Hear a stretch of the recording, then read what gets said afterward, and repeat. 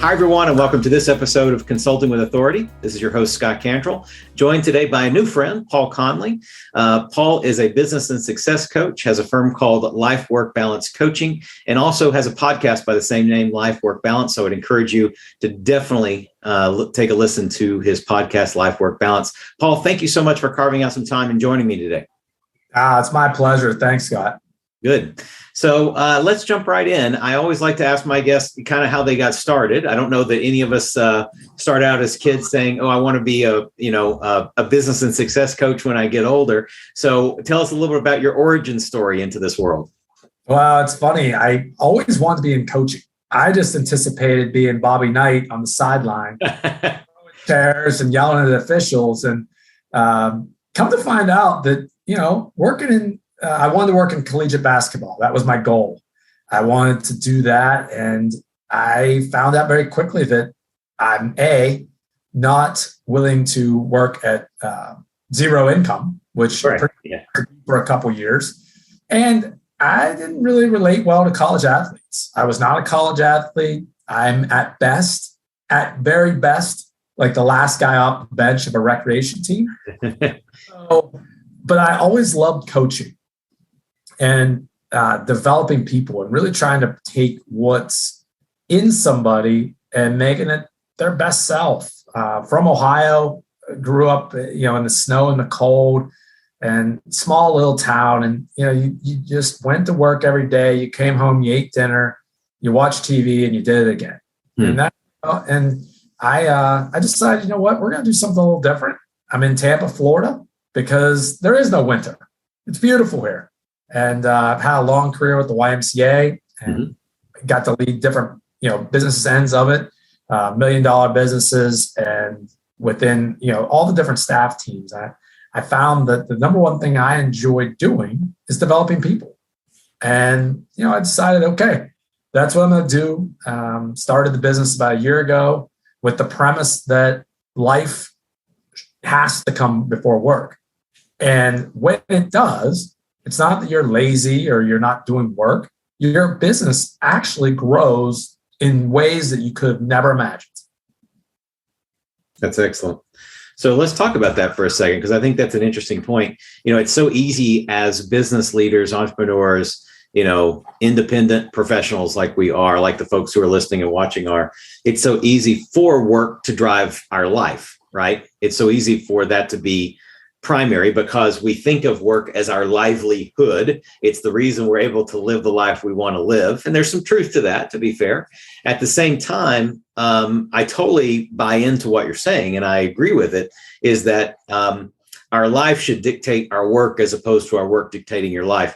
When you're working with someone, or how does that come about? How do you start to strategize or think about that? Because I know I still fall into this trap of saying, I really want to do this thing in life, or I really want to focus on this hobby or learn this new skill or travel more, or whatever it may be. And then I say to myself mentally, sometimes I articulate it out loud, oh, I can't do that because the nature of my work won't allow it. So whether that's a belief or just an internal monologue or something that I'm saying out loud as an excuse to someone else, I find myself still falling into that trap. So what kind of, I guess this is as much mindset as it is anything, but then there is a practical application of it. So maybe just speak to any or all of that you would like. Yeah, absolutely. I think to address the last point first, because it's one of the core principles that I believe in.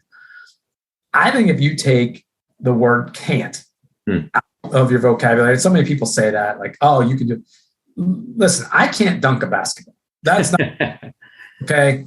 That's something that I physically have a limitation to be. I can't be 7 foot tall. There are some of those things, but whenever you can do this, remove, I can't do this, and instead say, I choose to. And this works in whatever you're doing. So there's people that work their 9 to 5 and they hate it, and they hate it every day. And they say they can't do this, they can't do that because of whatever they're feeling. At the end of the day, you have complete autonomy of your choice. Well, people say, well, I can't quit my job. Well, sure you can. You can do anything you want to do. Now, there's a consequence. Right. Sure. You know, you would have to figure out income, or figure out, you have to be comfortable with living a different lifestyle, but you can do it. So when you are able to shift to, I choose to do this versus I can't do X, Y, Z, it's definitely a mindset shift. But the overall process really starts with the individual. Every individual is unique and has different areas where they need to work on. I first believe that you have to give yourself, and this is almost true with everybody, you have to be able to give yourself permission to do and lead the life you want, not what the world has taught us to expect. Mm-hmm. I'll give an example here. I'm working with a CEO of a business right now who he's the CEO. He makes the decisions of what he does, when he does it. He's the CEO and owner of the business. Yep. Okay. I asked him, when are you your best? Because his job isn't to work a certain amount of hours. It's to bring value and grow the business. That's his job. And he said, well, I'm my best when I get a great night's sleep. I get up in the morning, I exercise, I meditate, and I plan out my day. I make better decisions. I have more energy. I am more fluid in my job. Things flow better. And I said, well, why don't you do that every day? That seems pretty simple. He said, well, sometimes clients want to meet at 8 a.m. or I have employees that want to talk at 8 a.m. or 7 a.m. or whatever, and I accommodate that. I said, well, stop doing that. I mean, because so now he has shifted to where he has a morning meeting every morning from 7 to 9 itself, because his job is to bring value to people, not to bring time on their schedule. He has to take control of his schedule, and his business is already in a few short weeks starting to grow because of this decision. Yeah. Yeah. And I think that is a very good example, because so often the word or the words can't usually are revolving around our perception of how we are expected to, or how we believe we have to allocate our time, right? It's usually less about our ability to do something, or our work ethic, or our ability to take action. It's sometimes less about that, or often less about that. Honestly, a monetary investment, certainly there's some things that you can afford now, and there's certain things you can't afford now, just like dunking the basketball. But ultimately, if you want to achieve something monetarily, there's a path to doing that, right? And you can choose to go down that path. So oftentimes, I think, to your point, this replacement of I can't with I choose to really comes down to, how are you going to allocate your time? Where are your, it's a priority question. Where are your priorities? And there's no judgment about what you choose. The key thing is the realization that you are the one choosing that thing. You're choosing that thing over everything else. Otherwise, you would have made a different choice. And so, but again, that's great. This issue, what you're saying, I think gets us back to this question of, I wrote an article many years ago, and the title of it was "Give Yourself Time to Decide What to Do with Your Time." And that's exactly what you empowered your client to do, right? To carve out that initial 2 hours, hold that time sacred for himself, so that he could make those decisions and take care of himself first, so that he could then take care of everybody else. But it is ultimately a choice. And so often we let everybody else's agenda fill up our own schedules. So I hear you 100%. Let's talk a little bit about, I want to go a little bit further down that rabbit hole, and then I want to maybe take a step back and learn a little bit more about the work that you do in your business. But in terms of this idea of taking back control of your life and owning your life, understanding this is your responsibility, whether you believe you can or can't, whether you use the words I choose to, and you know what your choices are. Maybe speak to this idea of these, what they often feel like are conflicting pressures between life and work. And we know this, it's a cliche, but we all have only 24 hours in a day, right? It's a zero-sum game. If I put an hour over here, I didn't put it over there. When you're working with clients, or again, maybe even in your own life, how do you help them get clarity on their priorities? Maybe what are some of those strategies or steps that you work with them on in terms of, so they can be comfortable when they say, I choose to do this? How do you get them to a level of comfort with what comes after that? Sure. There's a very simple exercise that we do where on the left hand, I just piece of notebook paper, draw a line right down the middle of the page. On the left hand side, write down the priorities you have in life. Okay.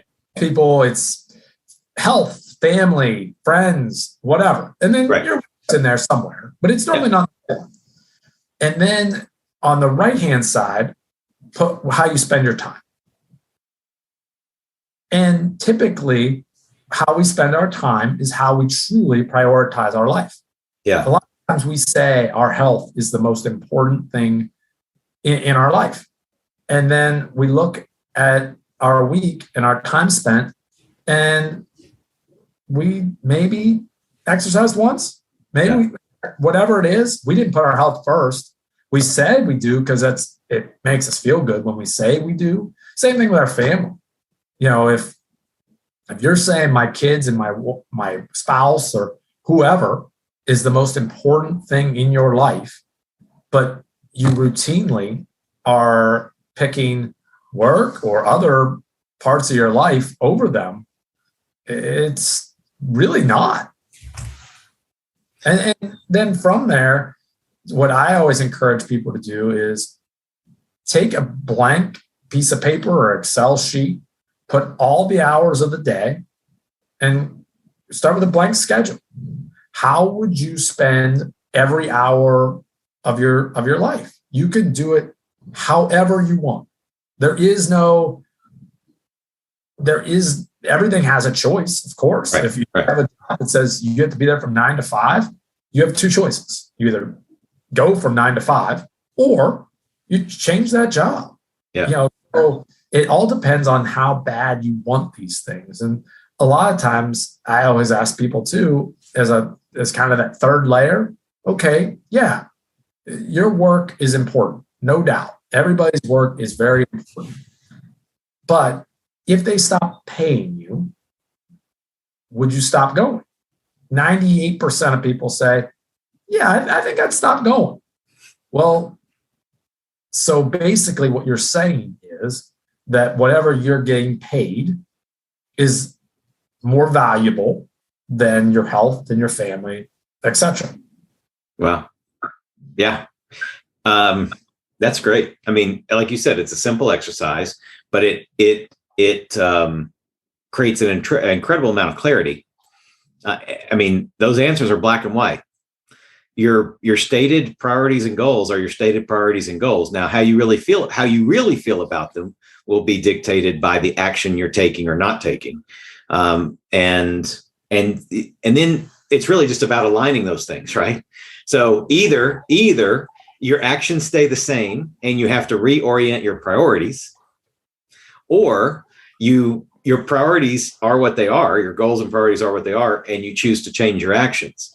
But as the saying goes, if you don't change, no change, no change. Yeah. So one of those two things, once you go through that very simple, very clear exercise, you're going to know either these have to be reoriented or these have to be, abided by. So I think that's a really, really gets to the heart of the matter very, very quickly. If you want to really, you get to the heart of the matter, you've got the knife kind of, if you really want to twist it a little bit, start changing when you say, I don't have time. Yeah. To it's not a priority. Right. Yeah. When you say, if you say something like, oh, we didn't have time for a date night this week, most people just nod their head and they keep moving. Yeah. Try saying to your spouse, date night's not a priority to me and we're not going to have it this week. Yeah. Good luck on that one. Yeah, right. Yeah. No, it's right. And of course, to be fair, we're not talking about the week where the world falls out from underneath you and you're experiencing a tragedy, or there are life and work does get in the way from time to time. We have to make concessions. That's not what we're talking about. We're talking about on the day-to-day living your life. You can choose to stay in the routine or rut that you have. If you're completely fulfilled and content with where you are and what you've achieved and what you're achieving and the work you're doing, then those two sides of that page are probably in alignment, right? Yeah, it reminds me of school. Okay. 90%'s an A. That's all we need is an A. There you go. Right. Yeah. They're like, for example, I am somebody who I can say this with confidence. I exercise every morning. Currently, as your listeners probably can tell, I have a pretty rough cold going on. I didn't exercise this morning. Yeah. That doesn't mean that statement's untrue.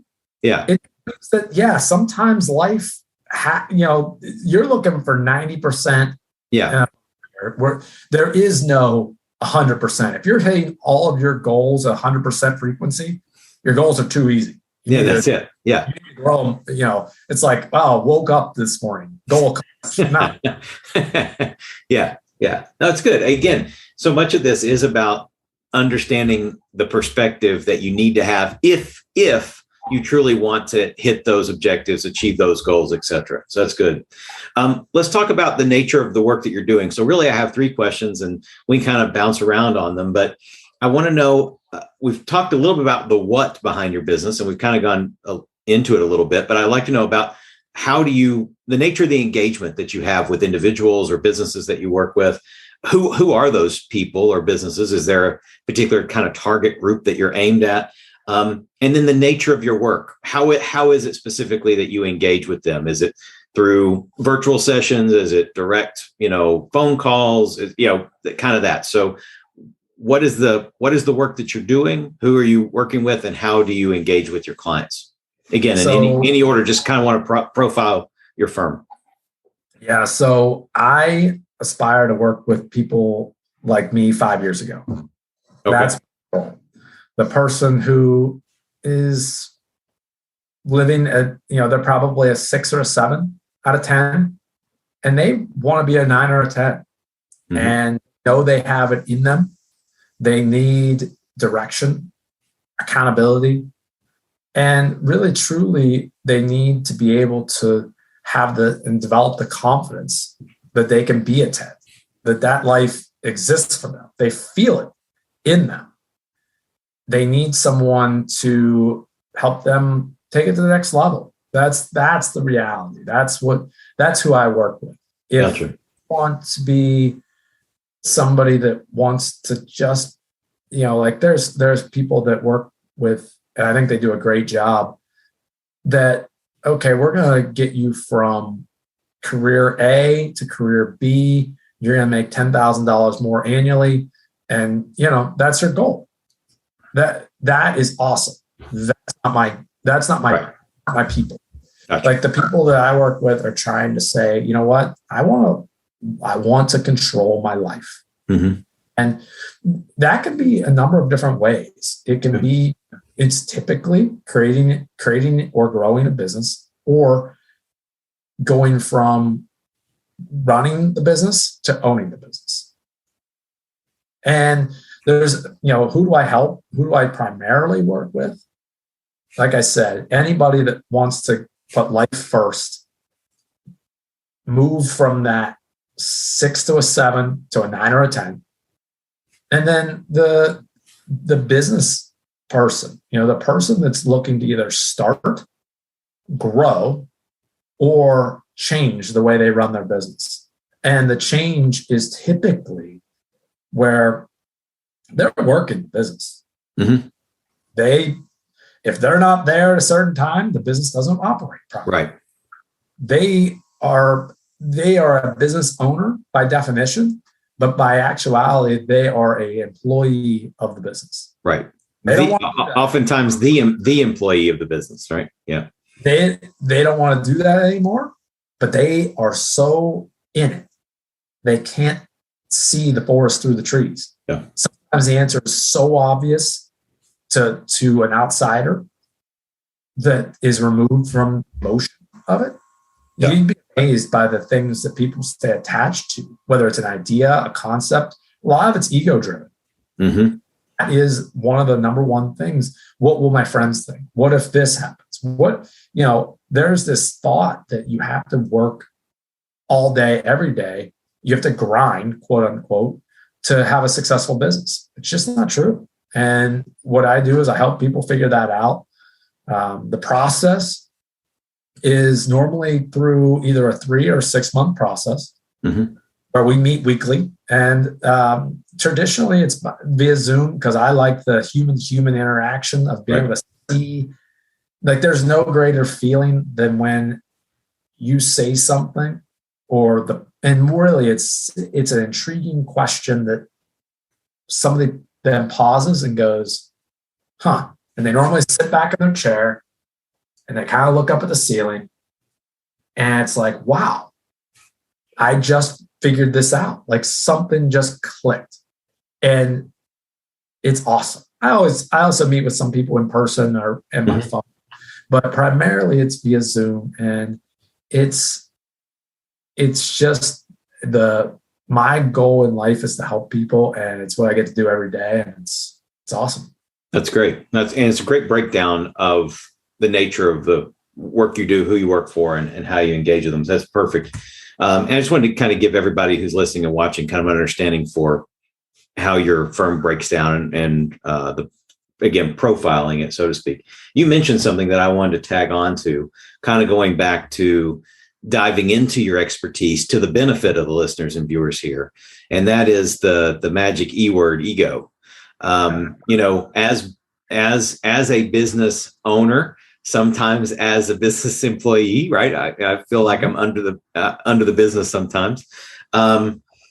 It's very, very easy to link our self-confidence, our self-esteem, our ego to how well our work is going, how many goals we're knocking off the list at work. Same thing for life, personal life too, to be fair. Sure. But oftentimes we get, in the competitive nature of business, we get tied up in that. When you are working with someone and it's clear that the key thing standing in their way is them, but specifically I guess it's always true, but the key thing is their ego. And whether they're not willing to take an action because they're afraid that they're going to be found out, right? There's an imposter syndrome thing going on, or they're maybe fearful of success, right? I'm not worthy of this next level of, it's my goal and I want to achieve it and I have every intention of achieving it, but subconsciously or somewhere down in there, I've got, this baggage that's saying I'm not worthy of achieving it. When you start to identify those things, and it's this ego piece, whether it's a sensitive ego or a sensitive ego in the standpoint of a bold ego, getting in the way, what is some of the advice or what types of conversations are you having with those individuals? And I'm asking, I like to think that I keep my ego tempered, but I know that from time to time, it absolutely prevents me from achieving goals that I would be achieving otherwise. So part of this question is selfish. Part of it is altruistic, because I'm sure I'm not the only one. Well, I would say that one thing right off the bat is, if nobody knew of the result, okay, would you still do it? Meaning, I think of social media all the time, right? Yeah. If you were like, people post on social media and they want likes. Would they rather have a post that truly, and they never find out about it, but truly helps somebody, like truly makes somebody's life better and gets 0 likes, or that gets 100 likes and everybody's saying, awesome, great job, look at you, I wish I was you. If it's the latter, they probably are in that sense of ego. Mm-hmm. And I would say the other thing is it true? Whatever it is it true? A lot of times people will go into absolutes with their ego, and it gets in the way of what is the reality. So somebody will say, I can't sell this product, whatever the is. Nobody wants this.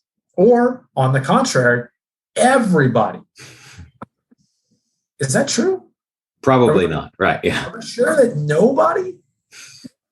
Oh, well, I mean, I guess sometimes they do. Those are the folks that they're afraid of success. Like you mentioned, something's going on, whether it's, all their buddies hang out and they all complain about their life. So you kind of want to if you're happy, you're not going to fit in the group anymore. If you're doing something different out of the mold, they might not invite you to Taco Tuesday anymore. That means something to you. Yeah.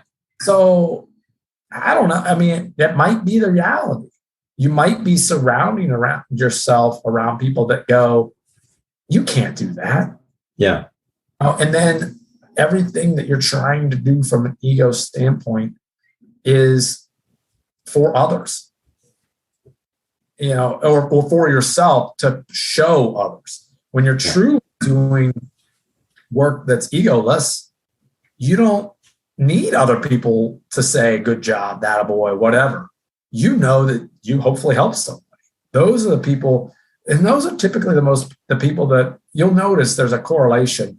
The people that are most successful are normally the most generous without anybody knowing. Yeah. Yeah, that is often true. Well, I'm thinking of colleagues, friends, mentors of mine, and the ones I'm thinking of, without exception, fall directly into what you're saying. They're the ones that I perceive, they have plenty to be proud of. If people were going to have egos, they have every right to have an ego. And I'm sure they do to some human extent. But the point is that's not how they lead. They don't lead with ego. They lead with value, and I'm thinking of about 5 different people right now in my head. And if you're listening, you know who those 5, you know who you are. But they're incredibly generous with their time, with their expertise, with their content, with their empathy. So I think that's a incredibly insightful note. In other words, it gives us a signal. It gives us a signal for how someone is leading their business and themselves, based on what are they willing to give up to help someone else. And you brought up a great point. Maybe they are listening. Maybe they do know. But I challenge you, Scott, to make sure they know. Message. Send them a message that just says, hey, this topic came up and I instantly thought of you. Thank you for the difference you've made in my life.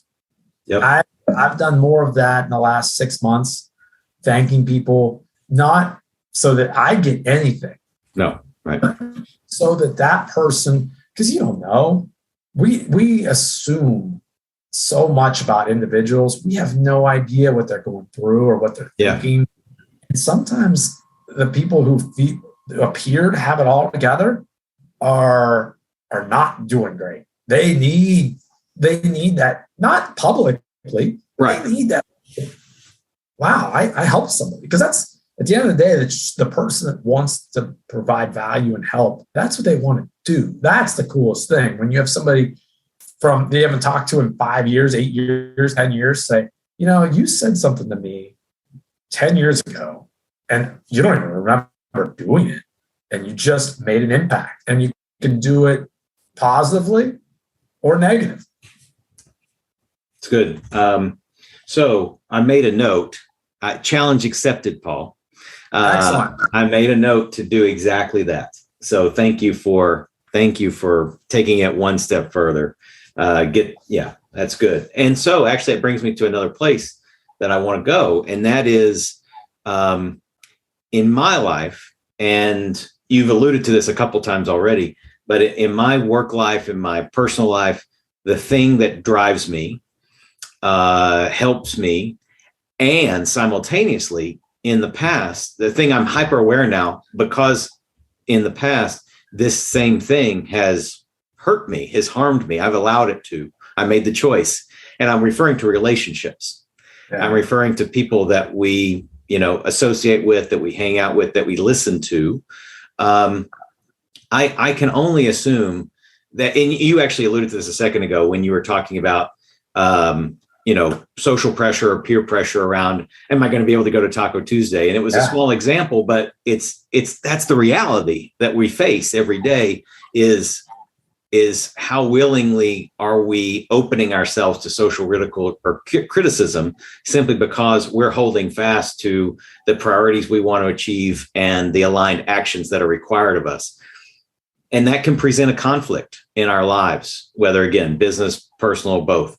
Maybe speak to that a little bit in terms of managing our relationships and what would you say to someone who has, maybe relationships in their life and they don't have an awareness that those relationships may be ultimately it's their fault. Ultimately we get to make our choices, but maybe we're listening, we're susceptible to that social pressure. What guidance or advice might you give to those types of individuals related to how they think about or view their relationships?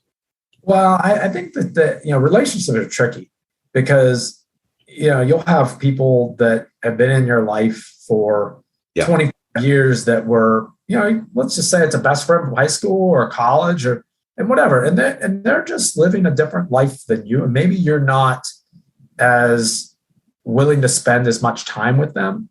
But at the end of the day that if push come to shove, they'd be there for you in a heartbeat. You'd be there for them. And I think that those relationships are amazing to have. And we shouldn't ever be above those relationships. Yeah. However, when it comes to what we're trying to do or be in life, I always think of, those with an opinion on something needs to have been there. They need to have, if they matter, then it has to count for something. Mm-hmm. Like, why do you, if there's always the person, I'm a sports fan, so I always think of football. Like, I'll sit there and watch a game and I'm not going to sit there and criticize the left guard for something because I've never been a left guard. Mm-hmm. But so many people do. Yeah. And I doubt the left guard's going to call me after the game and say, hey, how can I get better at this? I don't know. Yeah. So we do that. We go ahead, and one of the hardest things is putting yourself out there. Mm-hmm. I started writing about 1.5 years, 2 years ago, and I was scared to death to publish my thoughts. It was the scariest thing in the world because what if somebody didn't like it? Yeah. You know what happened? I'm sure there's people that didn't like what I wrote, they didn't agree with it, whatever. I didn't know. Yeah. But I get a lot of feedback. Wow, this really helped me. So focus on the ones that can benefit versus the ones that are, quote unquote haters. I mean, we allow ourselves to be kept down by people that really aren't doing anything. Mm-hmm. They want to be critical and negative about anything that anybody's doing, but they're not doing anything themselves. Mm-hmm. Now, personally, what I like to do is I like to surround myself with as many people talking about things that I want to be doing. Right. I aspire to have different real estate holdings. Mm-hmm. So I talk with some of my buddies that are doing it. Yeah. I'm not going to ask my buddy who has an apartment that has no desire to get into real estate his opinion. Yeah. I'm not. So, I think that there's so many times we take the opinions of others that don't matter so seriously. Yeah, it doesn't matter what you do. Somebody's not going to like it. Yeah. That's right. That's right. And to your point, the more you put yourself out there, the more likely that criticism and ridicule will come. And it's one of those things where that's okay. Just know that comes with the territory, and know that is an affirmation that you're having an impact. The other thing too that I wrote down as you were talking is when it comes to relationships, not everybody, but the right people have their place. So listen to trusted sources when they're an expert in that area. You can still decide whether you take their advice or not, sure. but that's who to listen to. If they don't have that practical experience in that area, then go to someone who does, right? And let that other friend be the friend in the area of your life where they can serve you the best. Go ahead. Sorry. And I think it's so important to understand those who criticize lack self-confidence.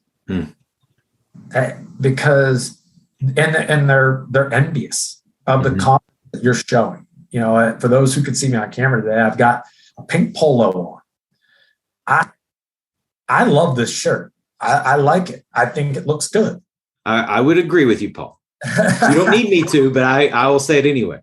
But at the end of the day, when I was a kid, I wore a pink shirt one time, and I made fun of by so many people because, whatever. Would you get that in the? Do they have that in the men's size? All this stuff, and it bothered me. I never bought a shirt for 25 years.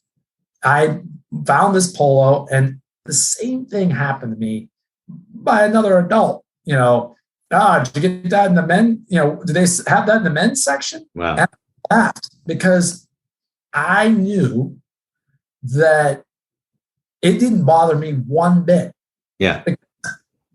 It's if the shirt color that I'm wearing is something that pokes at you so much, right? Worth it. Because I wear a white shirt or a pink shirt or a blue shirt, what's it matter? It's just a shade of a shirt. So, it made me feel so good when that happened, because I realized I don't have that fear or doubt or self-confidence. I do in other areas, maybe not. Yeah. No, it's a good example. It's a good example. So we're getting close here to the end of our conversation, but I have a couple of questions, and one is, I love everything that you shared, and I'm a huge proponent in surrounding ourselves with people who can teach us things, and sometimes those are personal relationships, right? Like you and I talking now. Sometimes it is authors that we might read or mentors that we might look up to.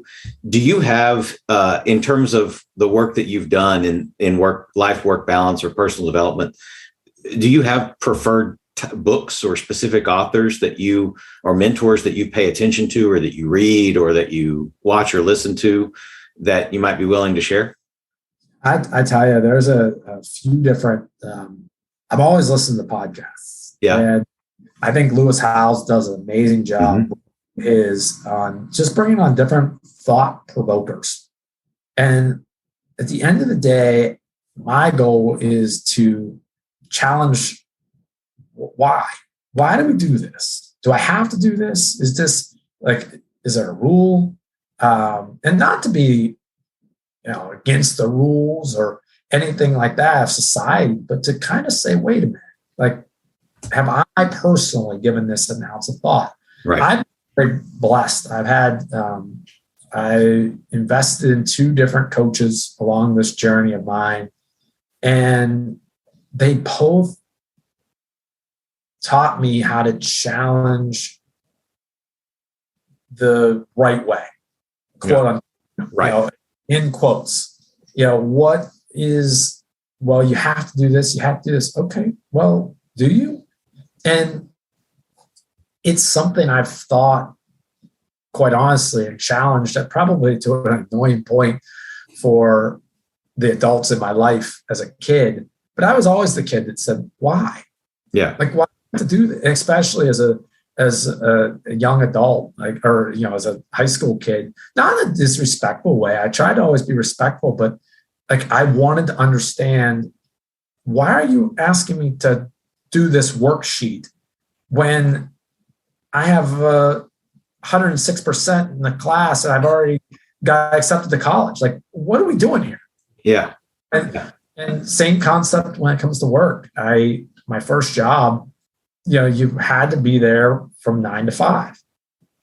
And people didn't do anything. They literally read the news and they whatever. It was like, why? Well, you just have to. Right. Well, okay, but can somebody help me understand why we're doing what we're doing? Right. So, those are the mentors. I always think of the people that helped me along my dad is a single dad for much of my life. And he taught me so much. It taught me how to expect more of myself. Mm. He doesn't always agree with my philosophies on things. We butt heads on a lot of this stuff. Yeah. But he always taught me, I remember, I failed a test. And he said, I said, well, everybody else failed the test, and kind of started to walk away. He goes, that's fine. You're not everybody else's son. You don't fail tests. Mm. Yeah. Stuck with me this day. So, those would be kind of the mentors and the things I listen to. I always am trying to learn and grow, and probably to an annoying end of my fiance where I'm like, ooh, we should do this. We should try this. So that's good. Well, it's always about being a student. And I love the story from your dad about the test. It's about elevating the expectations for ourselves, right? And not letting ourselves get away unnecessarily by living lower than what expectations we should have. So that's good. A question I ask everybody, and I'll ask you the same, and you've already given a whole lot of wisdom here, but in terms of your personal or professional life, going back to life-work balance, what are some of maybe the top lessons that you've learned, during your career, even prior to being, a business and success coach? Could be from school, could be from your work with the YMCA, could be, your work as a coach, but top lessons learned, however you want to share those. Yeah, I would say there's a couple that come to mind. I think number one, and most importantly, you have to be to create authentic relationships. Mm-hmm. I think that everything we do is about the people we get to encounter and the people that we can pick up the phone when we need somebody, or vice versa. And I've been so blessed to be able to meet so many people that truly have taught me so much along the way and helped me when I wasn't even sure they were helping me. Number two, I think, is and I've said this, but to make sure that you're putting the priorities in the right order, and that you're putting your life first to ensure that you're your most valuable when you're at work or in creating whatever you're doing. And then number three is a perfect segue to that. Create. So I had ideas floating in my head for a podcast for probably 10 years. And I wasn't a podcaster. Mm-hmm. Who would want to listen to me? And then writing, same thing. I'm not a writer. I don't know how to write. Well, all of those things were false. I know how to talk. I have ideas that some people might like, some people might not. Mm-hmm. And then writing, I know how to write a sentence. Now, how to make it thought-provoking and things like that, well, you get better at that by writing. Right. So, I think that when we limit ourselves and we don't take the chance on ourselves, then there's never going to be a right time. I was just talking to somebody yesterday, and people listening might be able to relate. But, I said to him, well, why don't you, he's very unhappy with his current job and life, honestly. And he said, well, I can't, I got kids, I got family, I can't do this now. And I said, well, what if you started something on the side? What if you started the side business and put some time? You don't have to put 100 hours in it. You put an hour a week. I don't know. Yeah. You could start something. It might take longer this route, but it might not. It might be really good if you provide a valuable service. And he said, and this is where it pretty much ended, honestly. He goes, in this economy, and I chuckled a little bit because there is never going to be a great time. Yeah. If you look at somebody, it's written, I'll paraphrase it, but somebody that was born in 1910, they went through World War I before they graduated. Yeah. They had the Great Depression before they turned 30. Yeah. And things are going well. Things are going really well. Then they have World War II, yeah. Korea, Cuban Missile Crisis. All of these things, in our lifetimes, we've had 9/11 and the housing crisis and the financial crisis and COVID, and there is no right time. And when you think there is a right time, there might not be.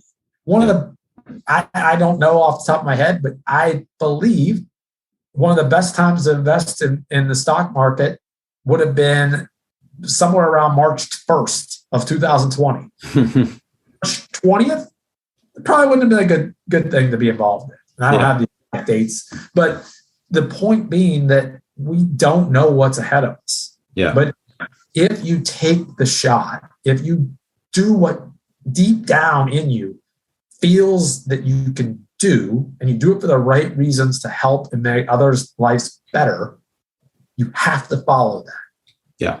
You owe it to yourself. The reality is, if it quote unquote fails, you can go back to doing whatever you were doing before or something different. You at That's least the reality that we face, where we think that everything is so all or nothing. And it's just not the case. That's huge. And I'll even use the word profound. And the reason I say that is I'm thinking back to some of the things that have held me back. We talked about fear of failure, fear of success. I was thinking about this morning. I don't remember in what context, but the question that circled around in my brain was, what are you going to fear most later? Are you going to, let's say you try something and fail. Okay, so you tried it and you failed. That fear of failure came true in that instance. First of all, that doesn't dictate everything else in your life. It happens to be true in that instance. Let's say you try it and you succeed. Well, you achieved your goal, and whatever the consequences, good, bad, or indifferent are, you hopefully are happy with the result that you achieved your goal. So that's good. And then I was thinking, the alternative is not to try. The alternative is not to take your shot, right? Not to take that chance, to always have an excuse or say it's not the right time or whatever. And the realization came to me is, it's not that you're afraid. Apparently, you're afraid more of choosing to act and to attempt. You're afraid more to try than you are of the other. And that's what's keeping you back. And so I think that's, it's just about comparing, right? What are you going to regret more? Are you going to regret the fact that you tried it and failed? Or are you going to regret that you never even tried? And I think the regret that you never even tried, when I do that thought experiment in my brain, the regret of not trying is far bigger than the regret of trying and failing, right? Well, and I think, like we touched on, ego. Mm-hmm. That's all of them. Yeah. If you don't try, then you can never fail. And you can always tell yourself and your friends and whoever else, I could have done that. I might do that someday when things settle down. Yeah. I'll do it. One of these days, I'm going to do it. Yeah. Is doing it. And you know what's amazing about all of it? Everybody fears the one person or the group of people that are going to say, "Oh, I can't believe you're doing this," or "You stink at this." You know what actually happens? Normally, they don't say much, but deep down, someday, down the road, they come to you and go, "Hey, how'd you get this started?" Yeah. It's normally in a private conversation. It's normally not a group setting, right? Because they don't want, because they have the same fear you had. Yeah. All of a sudden, if they did it in a group session, somebody would go, wait a minute, they're not perfect. That's mine. That's what they're thinking. But here's the reality.